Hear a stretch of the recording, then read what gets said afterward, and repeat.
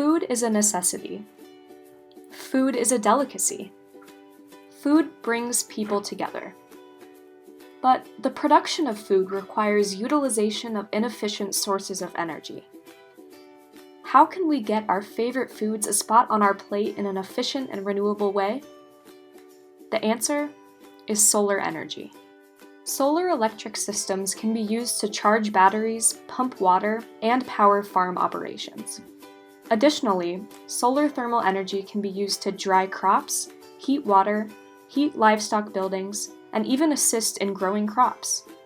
Solar energy use in agriculture can drastically reduce the amount of carbon that is released into the atmosphere, and can even benefit farmers economically. Solar energy systems are different than other forms of farming because of its low maintenance costs.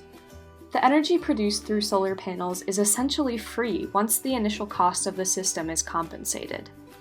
Another example of solar implementation is dual-use farming. With this method, crops grow below canopies of solar panels.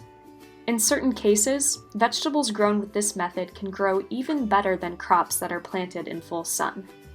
Certain crops, including tomatoes, cucumbers, and peppers, have grown successfully under solar panels, and actually needed less water for survival through this method. A significant example of solar energy in commercial food production is the formation of Frito-Lay's Sun Chips. In 2008, Frito-Lay and California Energy Commission initiated a 54,000 square foot group of solar concentrator mirrors to absorb sunlight. The energy that is captured through the mirrors generates steam, which helps heat the oil used to manufacture the chips. Through this process, Frito-Lay prevents the emission of 1.7 million pounds of CO2 every year, which immensely reduces the consumption of electrical energy. Another example of solar energy within food production is the story of Sundrop Farms. Sundrop Farms is located in the South Australian desert and uses solar energy to provide tomatoes for the entire nation, as well as many others. The farm has 24,000 solar mirrors, which beam the sun's rays to the tip of the farm's solar tower. Once the rays hit the tower, the thermal energy works to power nearby glasshouses where the tomatoes are grown.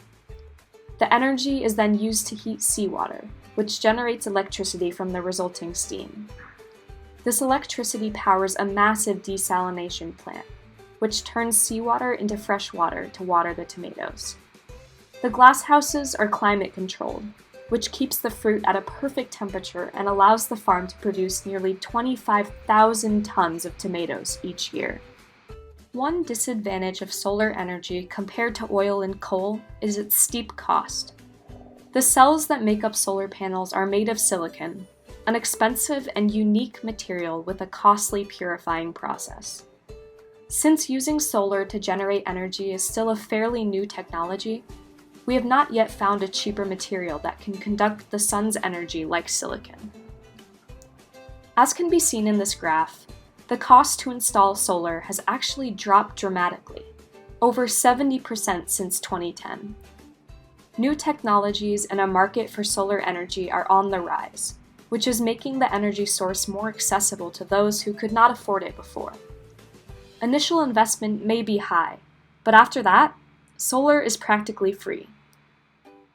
Another problem we face is that the land needed for the solar panels takes away from land that could be used for agriculture. In order to gain enough energy from solar to power a farm, a lot of space is needed. One possible solution to this problem is to choose deliberately what kinds of agricultural lands we are willing to give up for solar. This can be seen in a study that looked at what would happen if tobacco farms in the US were replaced with solar farms.